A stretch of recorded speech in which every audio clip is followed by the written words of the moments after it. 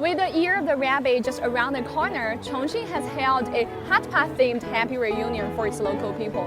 Chongqing hotpot is a renowned delicacy in China and also sets footprints all over the world.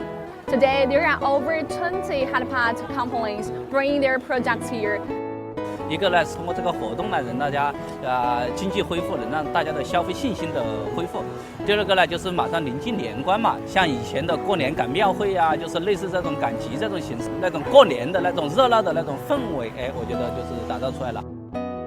就是我们在5年前也把火锅底料就是输送到了就是世界的各国嘛，然后现在我们在美国大概商超有1000多家商超都有我们自己的品牌。The event, which will run through February 5th, aims to boost consumer confidence and industry recovery. 活动呢，从今天正式启动，延续到春节，到正月15元宵节，我们开启以节造势，以节促销，提升消费人气。Chongqing is one of the cradles of hotpot cuisine in China and enjoys a reputation for its outstanding gastronomy.